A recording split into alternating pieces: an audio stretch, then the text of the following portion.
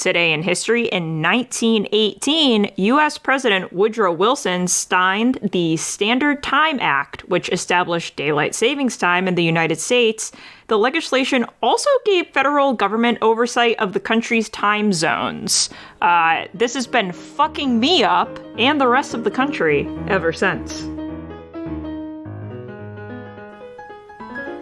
Welcome to What the Fuck History, where we discuss the wackiest and weirdest things that make us say, well, what the fuck history.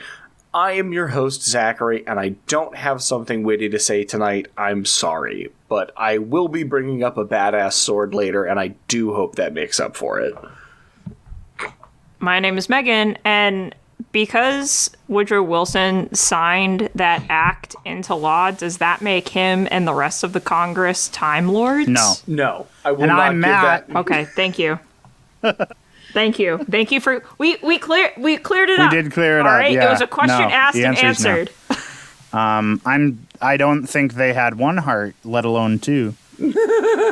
And I'm Matt. Confirmed. Today I learned about the Washington Pizza Index, which is a system by which people in D.C. knew that something serious was going on because of an inordinate amount of pizzas being delivered to the offices of the CIA, the NSA, or the Pentagon, and a serious government issue would come to light in the days following these pizza orders. That is wild. That's like the Waffle House Index. You've heard of that, right? Yeah.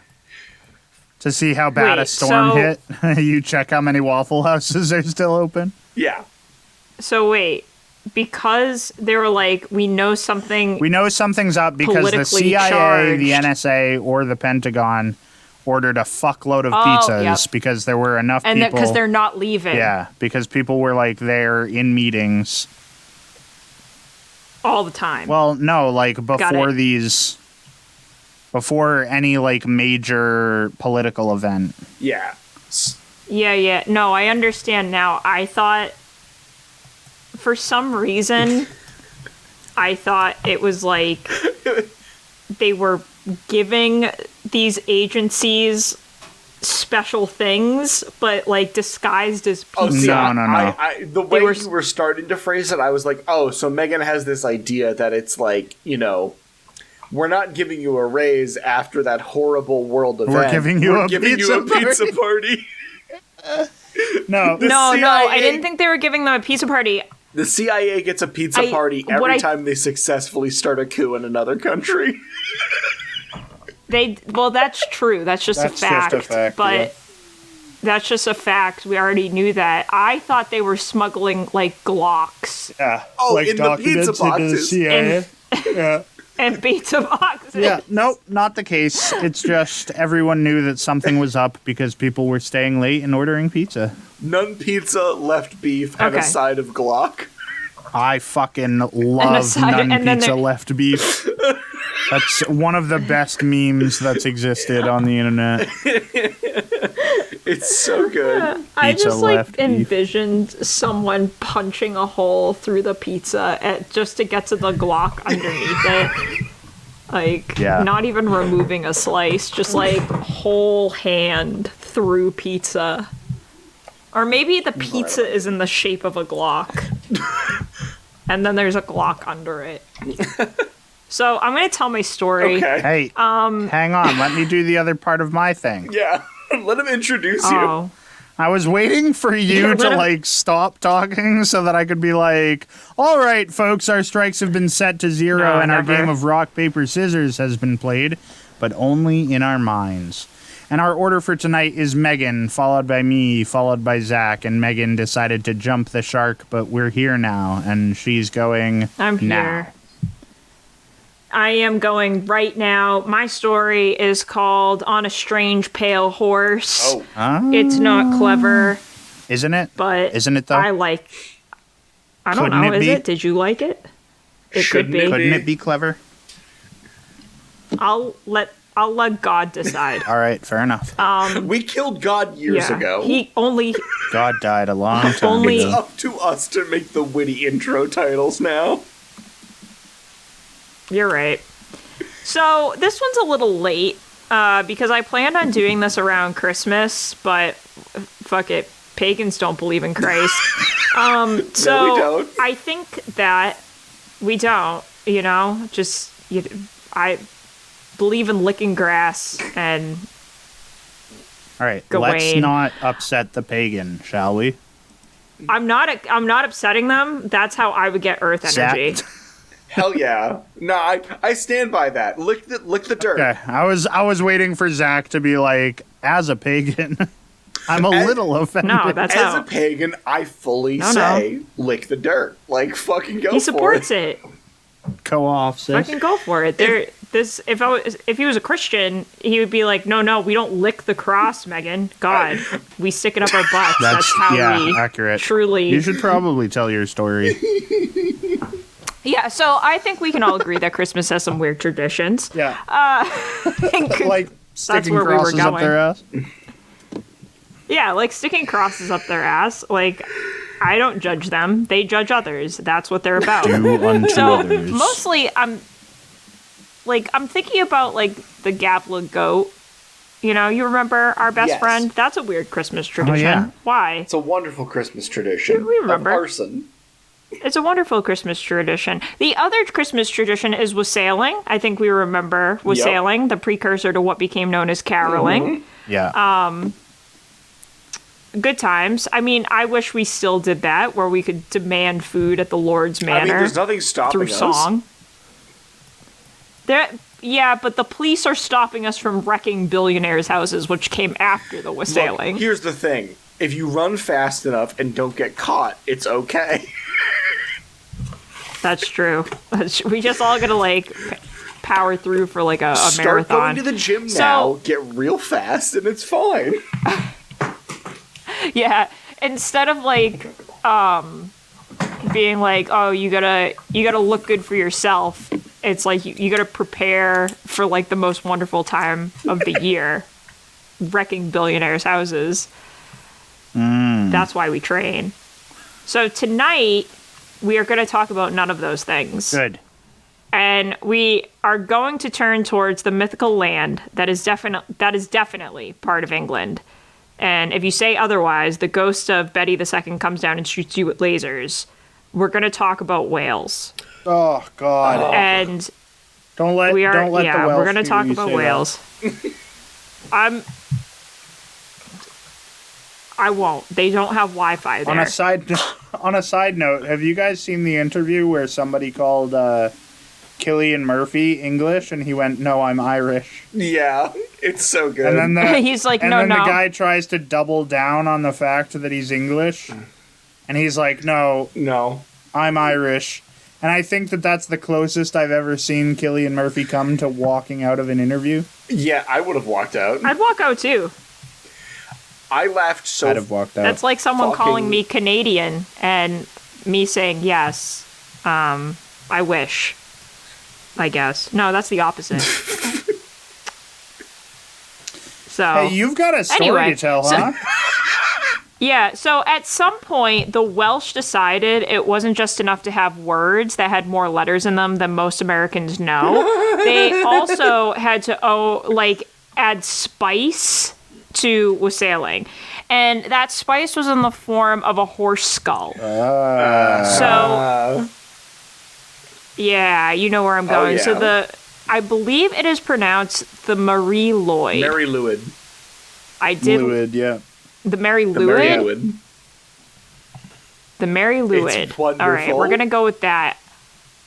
I looked up a pronunciation video before this. Yeah. And they told me wrong. They got it wrong. So they did get it wrong. Because I was like, that sounds wrong. But I also didn't know how to pronounce it. So we're going to call it the Mary Lwyd.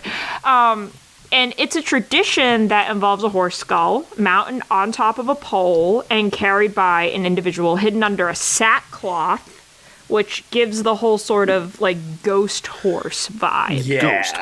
Ghost horse. The newest sitcom coming to NBC. Welcome to Ghost Horse. Welcome to Ghost Horse, where we try to commune with the ghosts of horses.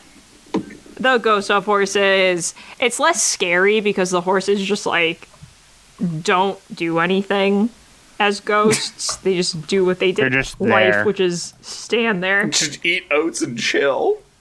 Somebody brought up the other day, hungry. why aren't there any ghosts of dinosaurs? That's and true, I just because thought, like, we sucked them up in our cars. Imagine what someone would do if they saw a ghost of a dinosaur. Shit themselves? Yeah, shit yourself. All I know is I just said eat oat and chill, and then my brain went, no horse after 1996 knows how to do anything besides eat hot oat and lie. Eat hot oat and lie. Quaker oats. We need to get this story underway. The ghost horse vibe. There are also colorful ribbons that flutter from it, and glass eyes are stuck in the sockets. Fuck yeah, that's heavy metal. Which is a little creepy. That's heavy metal.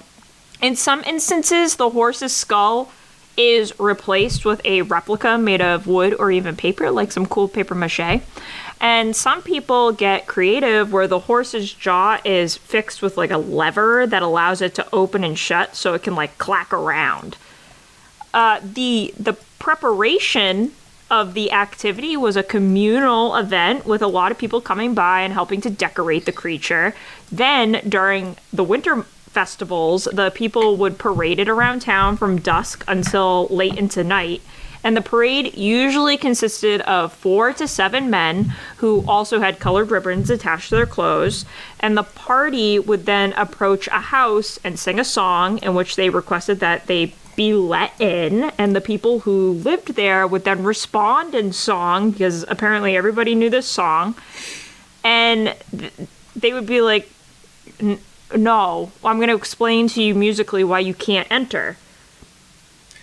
And then, like, a strange, like, back and forth, like a will they, won't they scenario, this would, like, keep happening. The party would be like, but please let me in. This is why you should let me in. And the people in the house would be like, you're a dead horse's skull. I don't want you in my house.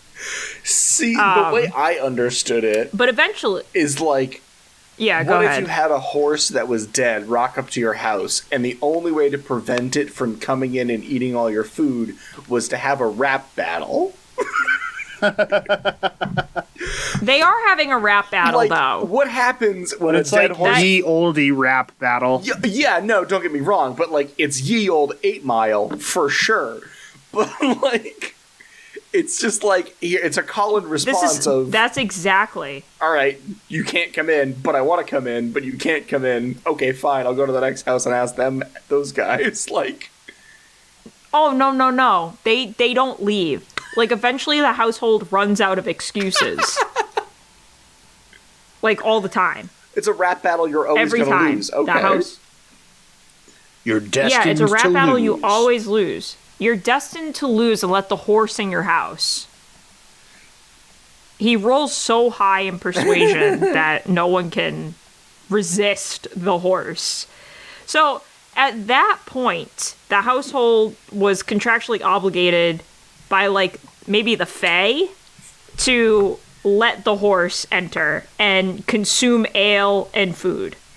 And once inside, the horse would also run around the house, neighing and snapping its jaws. This was supposed to be entertainment, but it was also supposed to scare the kids. Of course. Scare the children. It's what we do. And that... Yeah. I like how part of the entertainment in, like, a lot of pagan customs is, but what if we also scared the kids? What if we frightened the shit out of the children? Terrify these youngins. And we need to terrify the Hughes. And they'll grow up and love it. I know I get great joy when the children are scared. Dude, I just scared kids yesterday. It was the best. I know, and you felt like deep satisfaction, didn't you? I did. You're like, nice. No. What I love is the look of absolute fear. Yeah, that's what I like too. So the leader also liked the look of absolute fear. So the leader of the parade at this point is supposed to try and restrain the horse, but much like Miley Cyrus, the horse cannot be tamed. All the while, the musicians that have been following the parade around are like playing away. They're absolutely rocking out on the fiddles or whatever else they have. And this custom was first recorded in 1800s with accounts reaching into the early 20th century. Now, some folklorists, because you can have cool jobs if you're rich, believe that the name means Blessed Mary or Holy Mary. It both does and doesn't make sense considering, yes, it is the Christmas season, but no, why would they have the Virgin Mother of Christ represented by a fucking dead horse? Because it's metal as fuck. Can we guarantee that she's not? Yeah. No, we can't. The Bible does not confirm. Did the Bible go into detail about whether the Virgin Mary was a horse or not? You know what? The Bible did not. They just said, and Gabriel came down to the Virgin Mary. And said, yo, maybe God did not what get they consent. left out was... I mean, maybe what they left out was, and she was a dead fucking horse. That would be metal. You're talking about how the dead horse is metal? It would be so metal if God impregnated a dead horse for his son to cleanse the sins from the world. Baby boy from this dead fucking horse. My baby boy from this dead fucking horse. Christianity would be different. Yeah, I mean, no, it'd be really different. For the Imagine better. if Jesus was a horse. Really different. If Jesus was like a centaur, a divine centaur. A divine centaur. That's crazy. So another meaning is the gray mare, which makes way more sense because lud means gray in Welsh, and the people of Wales had been exposed to the English word mare. So it also makes more sense if this is the case because there are similar traditions seen in Ireland with their white mare, and because they would take this around too, and in England where the hobby horse customs where fake horses are used to represent real ones was a thing that was happening for some reason. I don't know. They loved woodwork. Just the internet wasn't around. Yeah, man, I fucking love woodwork. I just love sitting on my porch and fucking whittling, man. It's the newest thing. Fucking whittling. It just gets me going. Okay, I say that, but don't shame whittling. I fucking love to whittle. I'm not shaming, dude. Like, I was with you the whole time. I think woodwork is cool. So, another interpretation is that this name is a reference to an English term, the merry lud, referring to a merry game. Sometimes it is given other names like the wassail, the horse, or just the canvas horse as well. And as to where the tradition itself comes from, people have a lot of different opinions. People really want it to be Christian in nature, where the horse is supposed to be the donkey that Mary and Joseph used to get to Bethlehem, but is more likely a survival of some ancient pre-Christian rite that, like, twisted around a bit during the Middle Ages to fit in with the spread of Christianity. Yeah. As most things are. However, by the time the tradition had been recorded, it was declawed of religion. And the tradition also isn't evenly spread out in Wales, with it mostly being contained to the southern region.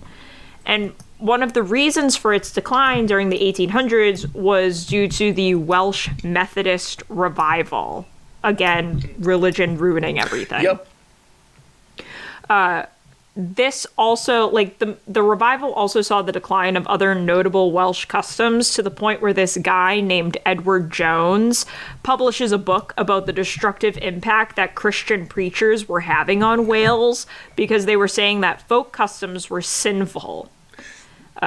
In the book, the guy literally says, in consequence, Wales, which was formerly one of the merriest and happiest countries in the world, is now becoming one of the dullest. So what you're telling me is the English and the Catholics ruined everything.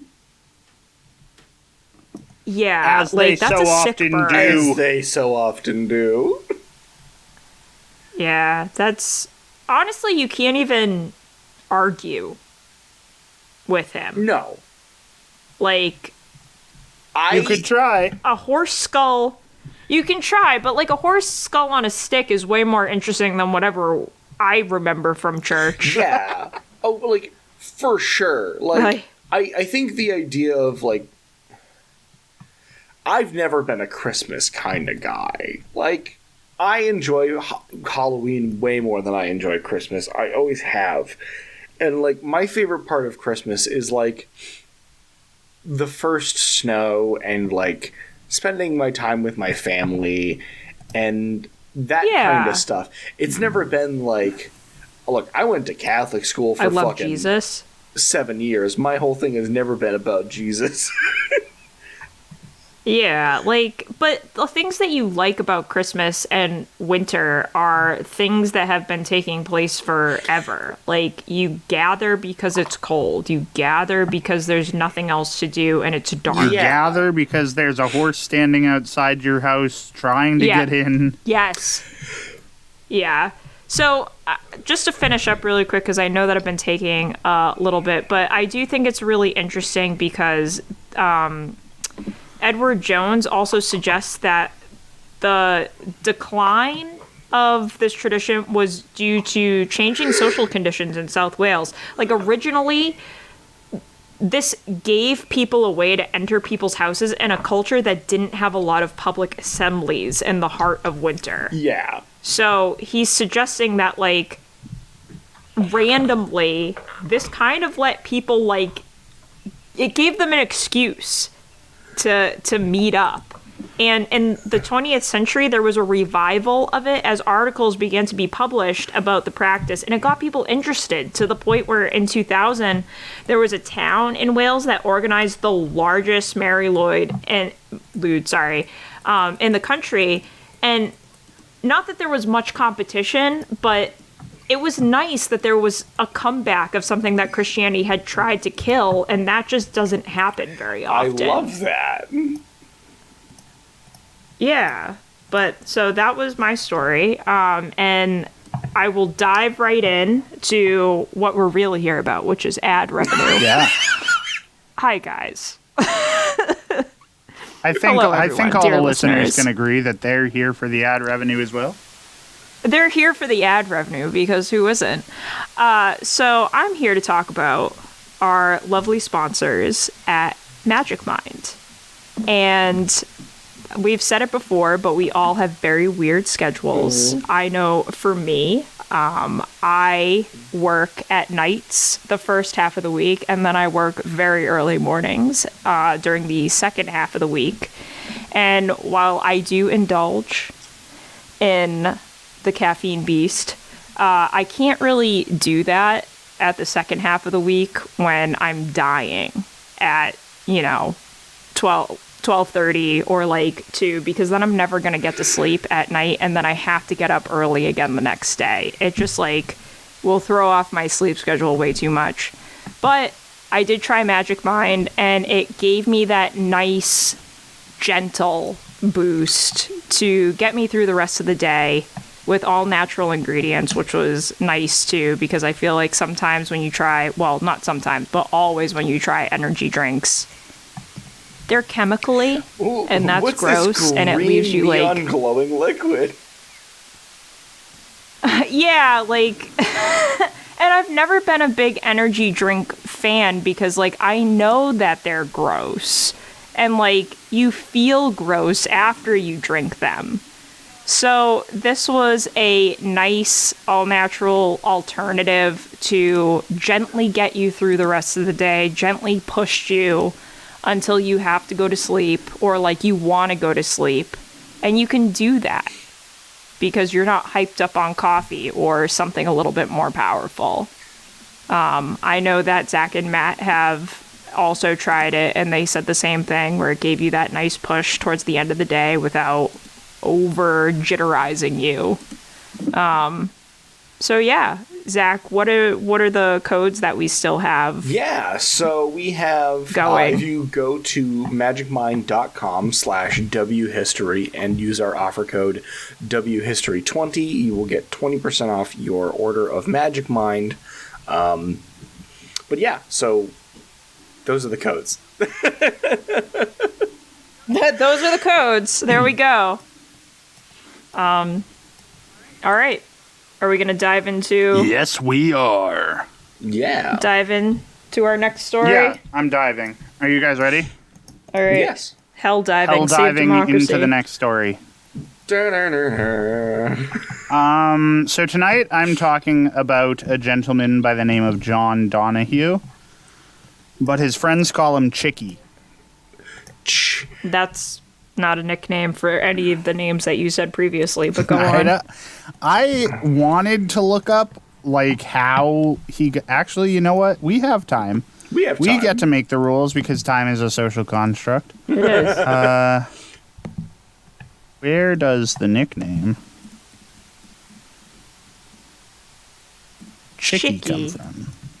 I wish people would give me a nickname that has nothing to do with my name. Oh, Liz told me the other day one nickname that, like, for Elizabeth that is just so fucking out there. Is it Lilibet? And not a lizard bith. I can't remember what it is. I will think of it, and I'll remember it. And if I don't remember it by the end of the episode, I will post it on our Discord randomly and being Elizabeth, like, hey, this is what it is. And everyone else besides us is going to be confused until they hear this episode. Yeah, my favorite nickname for Elizabeth is Lilibet. What? Yeah, Lilibet. One more time. Lilibet. Yeah, it's really not that hard. I've never heard that before. Well, you're not named Elizabeth. Yeah. You're right. I'm not. Like my partner's name is. Yeah, no, Lilibet. Her name is Elizabeth. You're right. I don't. It's like Lilibet. Okay. Like, I get it, but I it's not making any sense in my brain because I've never heard anyone use that before. Well, I think it's older and it's very English. Okay. Like, what do you call it? I think Kate Middleton's, or wait, is it Harry and Meghan's kid? Her name? Oh, yeah. Harry and Meghan's kid. Her name is Lilibet. Interesting. Okay. But I think her full name... I can't find a reason why this guy's nickname was Chick. That's fine. Okay. All right. So, do you want me to continue with my story, or do you want to finish your point? I'd like to move on to Zach's. Thanks for looking that up. Anyway, Zach. No, go ahead. So anyways, John Donahue was born in 1941 and grew up in a section of New York called Inwood, which was a neighborhood in Manhattan. His formative years aren't really very exciting, as has been happening in my stories recently, but when he came of age, Chick joined the Marines. All right. He spent time with the Marines learning all the things about, combat and ammo and all this other stuff, but he didn't get to see any wartime before he left the Marines. And he became a merchant, like a trader, instead. And he used to deliver ammo to the troops in Vietnam.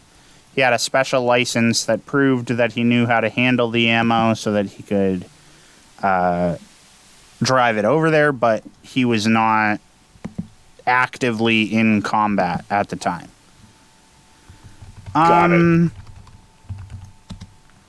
So in 1967, Chicky was getting annoyed because he felt like he was wasting away on the sidelines, and all around him, his friends who he had grown up with and who he had known for a long time had gone over to Vietnam. And he knew that a lot of the people from his neighborhood had died in combat.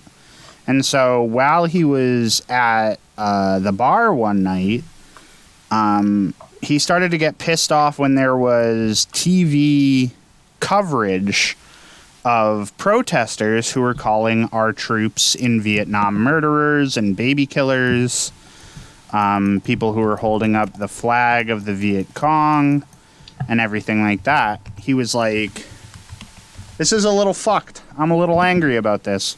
I don't like this. And the bartender, I don't like it. We should stop. I don't like it.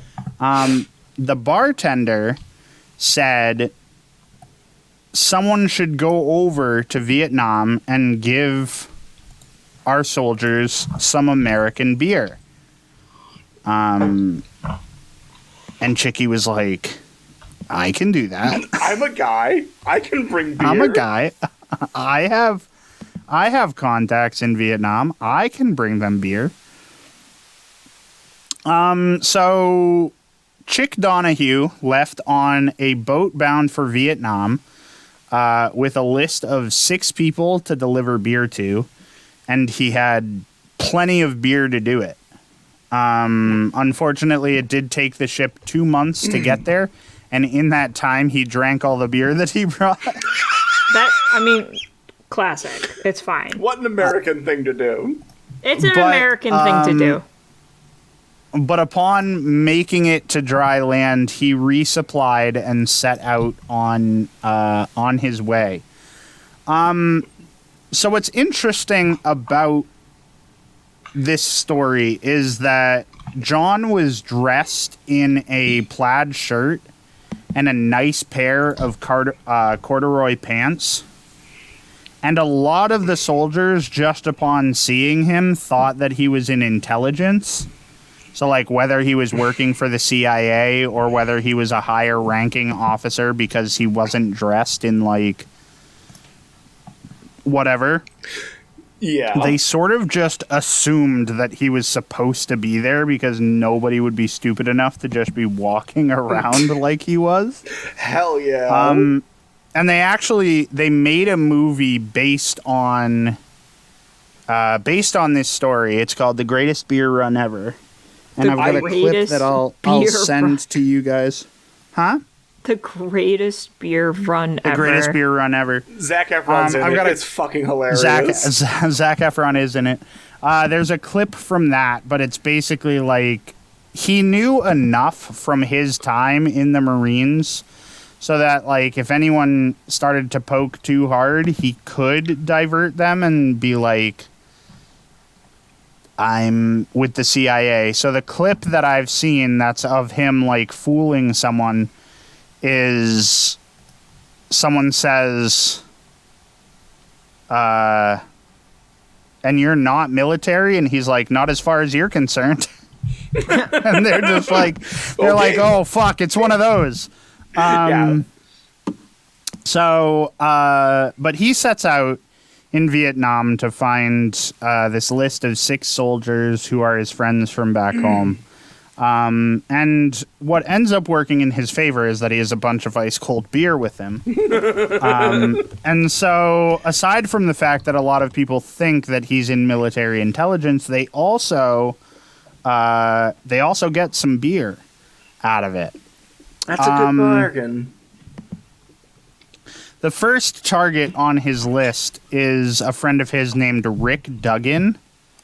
And while he's on his way to find Rick, Chicky ends up running into a man named Tommy Collins, who is also on his list. And he says that Tommy ends up saying after the fact, while everyone else looked like they were ready for combat, Chicky looked like he was ready to go golfing. Yeah, that's... What a Chad. Which is honestly just... I mean, the mental picture alone that paints is really fucking good. But I just think I think that's so funny. Chicky ends up moving on from Tommy Collins, and he goes to find Rick. I'm not going to... Actually, I might offend the Vietnamese by trying to pronounce this section of the world. Good luck. Where is it? I need to find it, because I didn't put it in my notes. No, I'm not. Yep, this makes sense. I decided not to. I looked at it and thought against it. So he finds his friend Rick. And while he's there in the section of Vietnam where Rick was, they end up coming under fire. And so Chicky is forced to engage in some light combat. And when I say light combat, he handed Rick a grenade. And that was his involvement. Gentle. The idea of light combat to me is... Yeah. Like a phrase lover's I never touch. thought I'd hear. So here's the thing. The soldiers were not involved in light combat. John Donahue was involved in, he handed someone a grenade. And if that's not light combat, I don't know. I understand, but I don't... To me, as a sentence, it doesn't make sense. The phrase "light combat" is like an oxymoron. It is for sure. He was lightly shot with some bullets. Yeah, you were lightly. Yeah, burnt. no, his entire involvement in that was he handed someone a grenade, and then after the combat was over, the light combat, the very gentle. Pillow fighting that went on. They shared a beer, and while he was with Rick, he also ran into another person on his list who was Kevin McLoone. And so they all shared a beer together.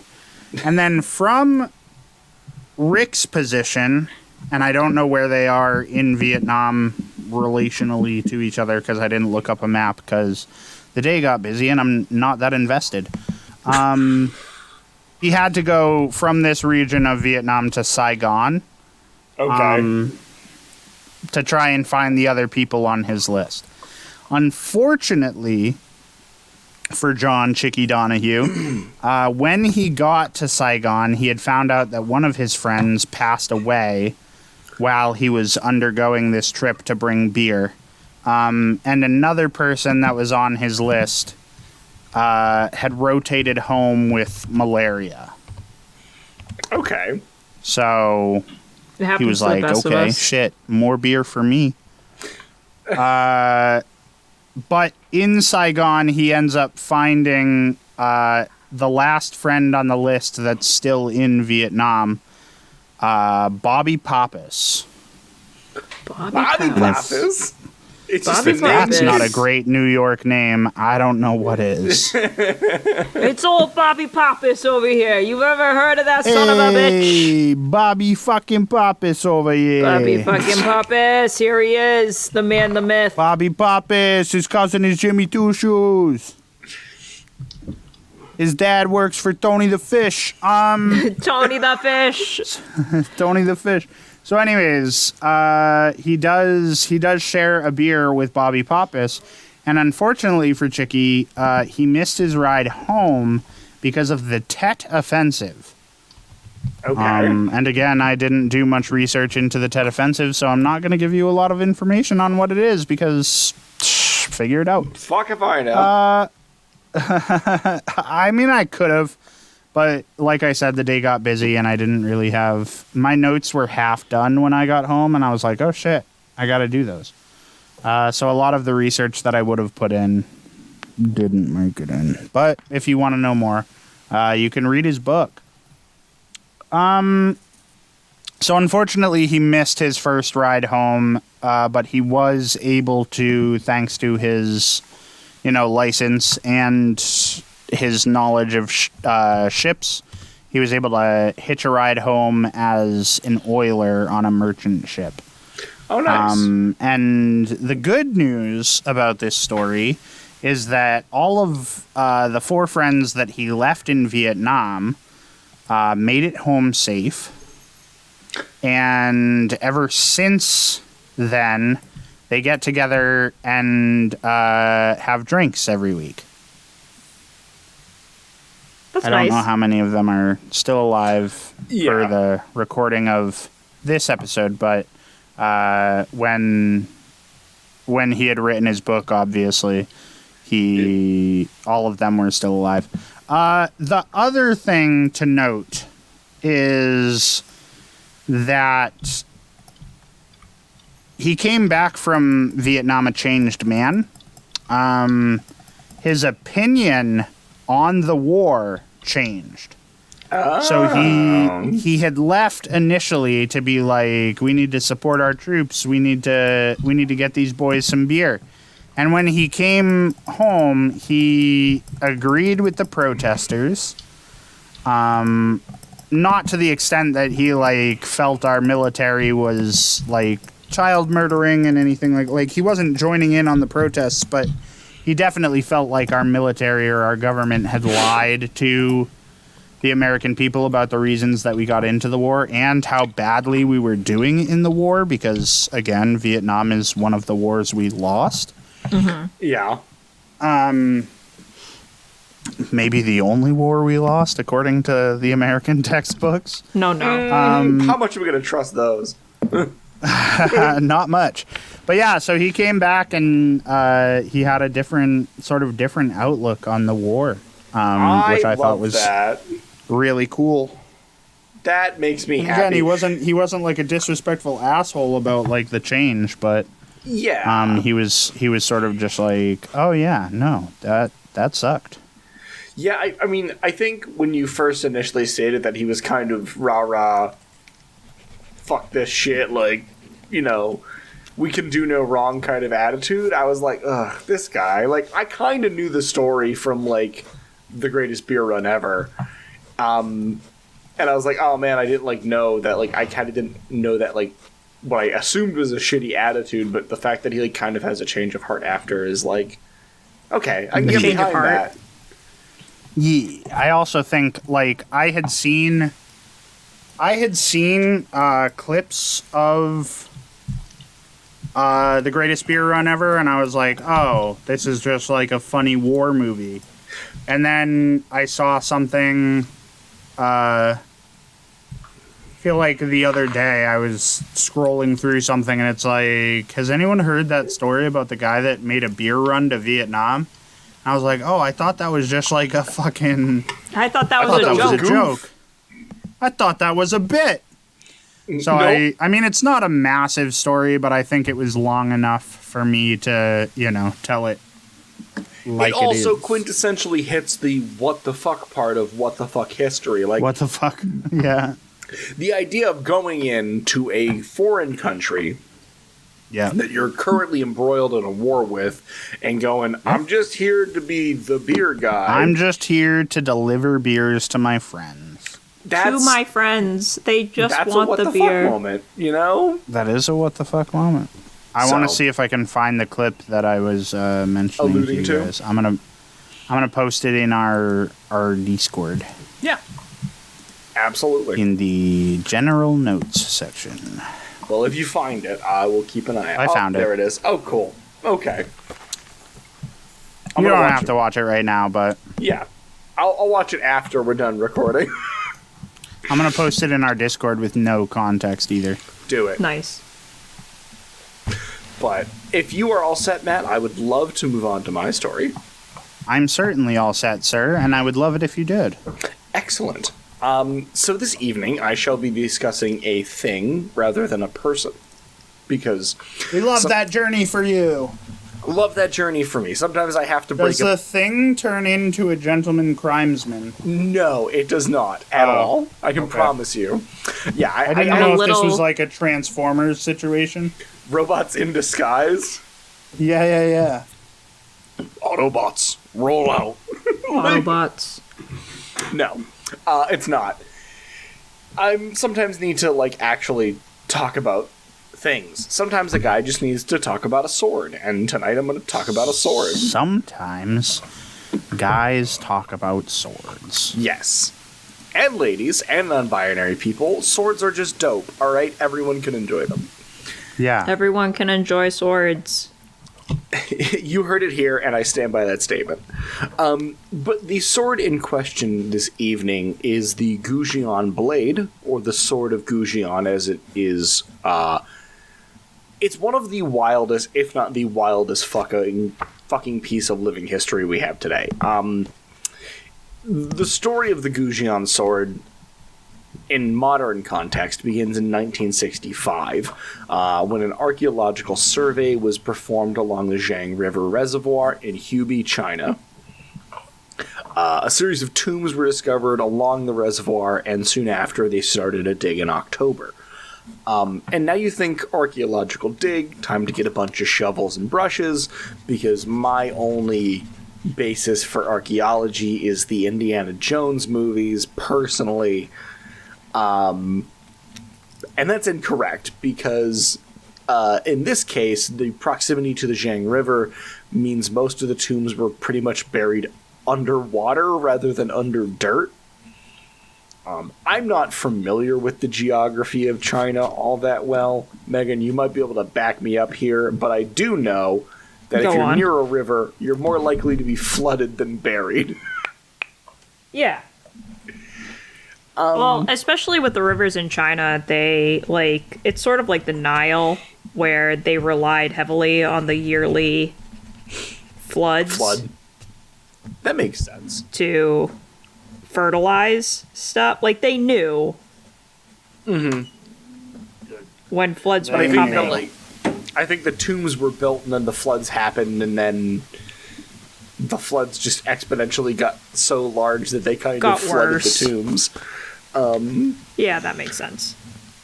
But in December of 1965, so only 2 months into this dig, the team at the Wangshan Site number 1, which is about 4.5 miles from, I'm hoping I pronounced this right. You won't. Do it, no balls. Thanks for the confidence there, Matt. Do it, no balls, you won't. Jinan, which was the ancient capital of the Shu state. Or I don't know if it's Chu or Shu. C-H-U. C-H-U? Chu. Chu? Okay. Yeah. You're right. You're good. The Chu state was, a little bit of context. I did the context. Sorry, Matt, not to snub you here. But I have no context for any of this, so... So a little bit of context behind the Chu state is that it was a Zhao dynasty vassal state, which this is all... The Zhao dynasty lasted from 1046 to 256 BC, so this is before the Common Era. It's a long-ass time ago. And basically it was just like a bunch of ancient ruling factions. The Zhao dynasty ruled over the Chu state, and the Chu state was like... basically had this area of the reservoir. It's also important to consider that during the Zhao dynasty is the pinnacle of Chinese bronzeware crafting and the birth of Confucianism, Taoism, and legalism. Some fun extra bits for you. Anyway, the tomb that was found, one of the 50 tombs that was found along this reservoir, one of them had a casket, and it was brought up in December. And when they crack open the casket, because your archaeologist is no longer tomb raiding, technically, or grave robbing. You're an archaeologist. Have you seen that post? Yes. On... Yeah, it's like when does archaeology become grave robbing? And someone was like, as an archaeologist, I do not like this line of questioning. I think someone did nail it down to like a certain number of years. It's technically not grave robbing.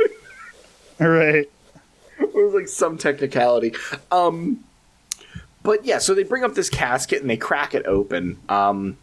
And inside, open a cold one with the boys. We're cracking open a cold one this day. It's actually a cold one too. That's so funny. So they crack open the casket, and inside is a human skeleton. No duh. Yeah. And also, we were all shocked.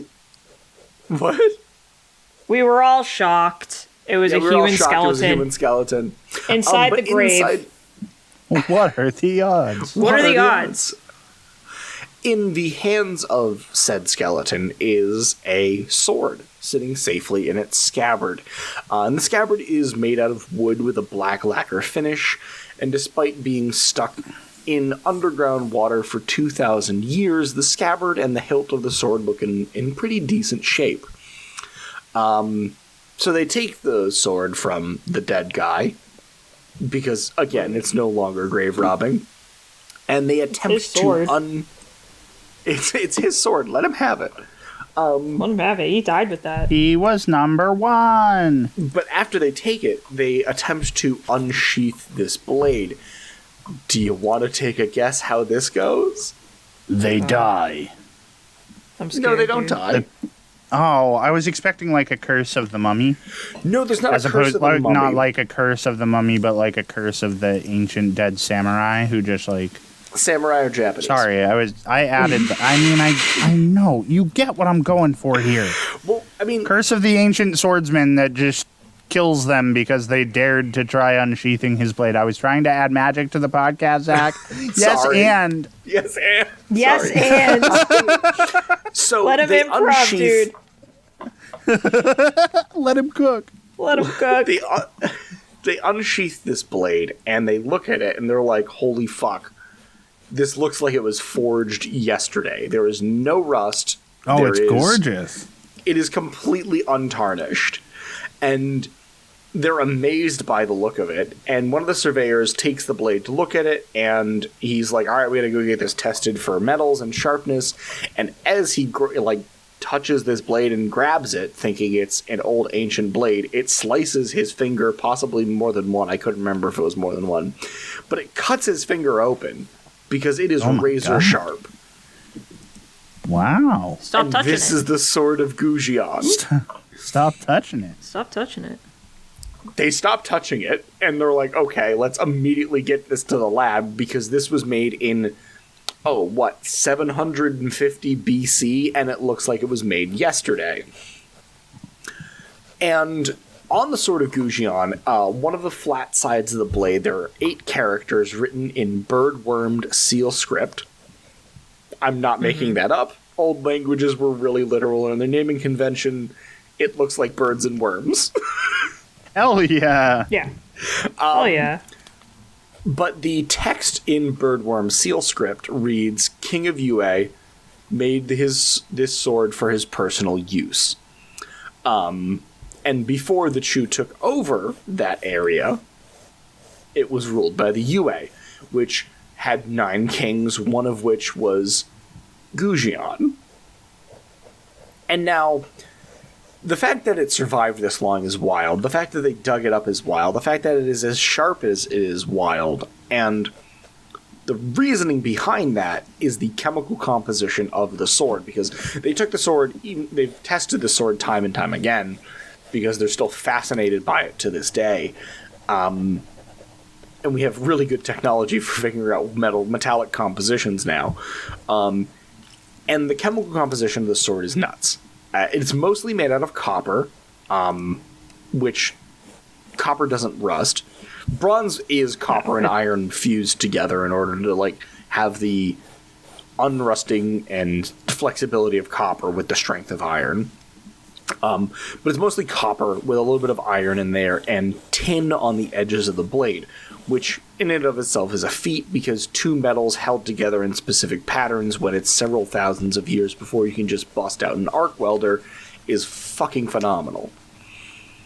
Wow, the Chinese were so good.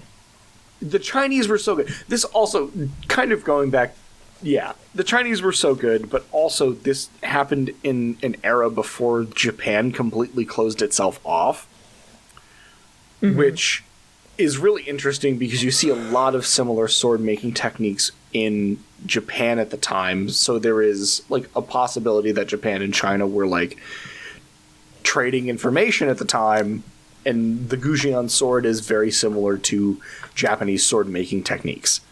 But you have a picture? I am going to get you a picture for the end of this, because it's crazy. I love it. So, copper doesn't rust, and that's great. Yeah. But iron does, and there's a lot of Bronze Age stuff, such as Roman gladiuses, and coins, and other things from, like, the Roman era that we see in museums that are rusted as shit. But the Gujian sword is completely fine. Well, it was also in a sheath. It was in a sheath that was almost airtight, but that's not the crazy part about this sword. The crazy part about this sword is, and I'm showing you the picture of it now in the Discord. I'm so excited. Oh my god. It's gorgeous. Hold on. I gotta look at it. That's a sword made by Louis Vuitton. Louis Vuitton? The crazy part about this sword is that it is covered in a layer of chromium oxide, which prevented the rusting, and it kept it extremely sharp. The tin kept it sharp, but the crazy part is the chromium oxide. Because a modern-day conventional forge that we use for creating things today fluctuates between 950 to 1300 degrees Celsius. The melting point of steel is like a little over 14,000 degrees Celsius, right? Yeah. I'll pretend that I know. The melting point of chromium oxide is 2,435 degrees Celsius. That's so Holy hot, shit. I assume. That's so they forged hot. A sword in the sun. How the fuck do you do that forging technique in 500 BC? Because we can barely do it now. Yeah. Yeah, I mean, that's kind of the thing that they have to... I bet you, like, every blacksmith that saw that was like, how? I have seen so many videos of, like, blacksmiths reacting to the Gujian sword being like, what the actual fuck? Like, it's insane. Because, again... They had a jet engine. Yeah. It's like, the fact that how they're able to do that is... no one knows how the fuck that happened. I certainly can't answer that question. But it's baffling because it is still to this day unmarred. Well, it's not unmarred, but it is no rust, and it has a razor sharp edge, and you can actually go and see this sword. It's on display at the Hubei Provincial Museum, and it's not allowed to leave China because the last time they would never. Well, they let it leave China a couple times, and the last time it left China was in 1994 when it went to Singapore for a cultural exchange exhibit, and a person at the Singapore Museum bumped into the sword, and it hit the case, and it put a 7mm crack in it. Oh yeah, it's never leaving China's sight ever again. In 2018, it went on the list of Chinese cultural relics that are forbidden to be exhibited abroad. Yes, that makes sense. That tracks. I say that there's a crack in the sword that's 7mm long. That's less than a quarter of an inch. Brother, it doesn't matter. Like... No. I know, but I think it's still a testament to the fact that this thing was made 3,000 years ago, and the most damage on it is a 7mm crack. Yeah, they're like, hey, the sword was touched by non-sovereign Chinese hands. Yeah. It's never leaving China again. It's never leaving China. Get it back here, boys. This sword is fucking beautiful. It is so gorgeous. Oh, it's a really pretty sword. It is really pretty. Guys, if you're listening to this story, it's a pretty sword. We'll put some pictures in our Discord, because like even the hilt itself is just like, ooh, baby. That's a pretty sword. It's a pretty sword. Y'all motherfuckers ever seen a pretty sword before? Because that's this. Yeah. But yeah, it's wild. That is the Goujian sword. It is an insane relic that exists today, and I cannot believe that it does. I'm pretty excited that you talked about that. It defies science. I brought this up to Liz, too, who is, like, a chemist.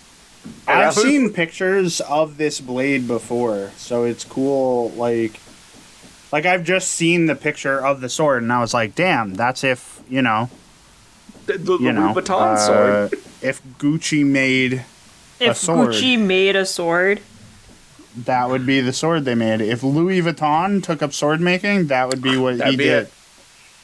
But yeah, that's the Goujian sword. Walk a mile in this sword scabbard. Yeah, it's wild. If I could go back in time and just to see how they did it, I would. Like, don't send me anywhere important. Show me how the Goujian sword was made. I'd say that you're going to the most important place. I think so too. But that's my story. Like, there's that iron pillar in India that's like 1,200 years old, but it's never rusted. Yeah. And people like still don't understand why. It was made by aliens. Yeah. The Iron Pillar of Delhi. The Iron Pillar of Delhi. But I mean, I think what's interesting about ancient technological feats is that there is a chance that we sort of figure it out, because we did recently figure out Roman concrete. We did, for sure. And that was a big... I mean, we only did that super recently, too, because I remember reading about that a few years ago, and people were just like, yeah, I mean, it's been like 2,000 years, and we still just don't understand it. It's so wild, it's so strong, and then they figured it out. So, I mean, I think it is interesting that, like, curious scientific minds are out there, and, like, maybe one day, like, we do understand the sword and the tower, and... I looked at about the Pillar of Delhi. The Iron Pillar of Delhi. Did they figure it out? It's 98% wrought iron, and the high amount of phosphorus in it is why... And the absence of magnesium and sulfur in the iron are the main reason it's been so rust-free for so long. Oh, cool. Like, even if you... Like, when I first heard about that, they had no idea. Like, so... Yeah. I mean, we're... To go back to figuring it out. The point about Roman concrete, though, I was watching a show, and I feel like it was, like, one of those Expedition Unknown where they're trying to find, like, a fucking ancient civilization or whatever. And they're talking about how, like, there was a trade hub that they were trying to find, like, this ancient city. And they're like, people mention it so often in their books, but because they didn't mention how to get there, we have no idea where it is. Oh my God. They were like, because it's become so, like, because in their writing, it's like, this will never not be a civilization to them. Yeah, they we don't just write it down. So it's the same thing with, like, Roman concrete. It's like, we will pass this down for generations, and then, of course, history happens, right? And they lose it, and it's just like, oh, shit. Yeah. Now we have to go on a journey to find the answers to, like, why does this shit work? Yeah, because it's just, a given that why wouldn't we pass this down to people like we use it every fucking day? Our descendants will always be here. are ways of, well, I mean, like, but they'll carry on, like, the thing, but then it's like, people get wiped out, people move, all this shit. Yeah. And it's just like, none of it was written down, so nobody knows. And it's like, God forbid we find out how they made this blade. It's going to be some crazy ancient technique. That's why I think, like, the Dark and Middle Ages is so interesting, because, like, we lose so much, right? Because we have, like, the Roman Empire, we have, like, the Greek classical era, the Hellenic period, and humans are really on top of our game. And we kind of are, we have, like, this huge forward momentum in terms of, like, art and science, and, like, I mean, we got Archimedes' principle, we got geometry going on, and then all of a sudden we just, like, fucking fall off the bandwagon. And we spend the next, like 5 centuries clawing our way back to where we were. And that's crazy. Yeah, no, I mean, I think we were having this whole conversation a little while ago where we had, like, there was this whole thing where we were calling it an enlightenment, and it was really just us getting back to a point where we felt smart again. Yeah. And we still weren't even as smart as we were. Nope. Like, I don't know. We could go on about that forever, because I think about it a lot. I think about what if whatever happened, because I mean, I just don't know. I'm sure, like, someone way smarter than me could explain all of the things that had to combine in order for us to just lose all of that knowledge. But imagine if we just didn't. Speaking of losing knowledge, if I could time travel, I'd go back to the burning of the Library of Alexandria and prevent that from happening. Yeah. Yeah, just, like, imagine if we didn't start at ground zero when we were at, like, we were just on our way so much earlier. We were so smart. We were and then so it all smart. went to shit. And then 2016 hit. Donald Trump was elected. And I'm sorry, the downhill came long before that when Harambe died. Yeah, you're right. Yeah. You're right. And even before that, when Ronald Reagan was elected. Oh, yeah, you're right. Never mind. I changed my mind. And on that note... thank you all very much for listening to our ramblings about Harambe and Trump and Ronald Reagan, and a little bit of history thrown in there for you, too. If you like what you hear, which, holy crap, we love that. We're madcap, but I guess, sure, we like that you like to listen. If you like what you hear, you can give us a rating or review on Spotify and Apple Podcasts. It helps bump us up the rankings so that we are seen by more people. You can follow us on our socials, which on Instagram, you can find us at _triumvirate_productions. Find us on Facebook by looking up the Triumvirate Productions. Or you can come join our lovely Patreon at patreon.com/Triumvirate Productions, where we have a $3, $5, and $10 level, which are all full of fun little bonuses, including access to our Discord and to the after show. Thank you once again to Magic Mind for sponsoring today's episode. You can get a Magic Mind, try Magic Mind for yourself at magicmind.com/WHistory and use our offer code WHistory20 to receive 20% off your order of Magic Mind. That is WHistory20 at magicmind.com/WHistory. But yes, please give us a follow, go get yourself some Magic Mind, and we are so thankful you came to listen to us, and we hope you enjoyed the episode. Matt? Huh? How you doing? Oh, yeah, that's my part. Yeah. What the fuck, history?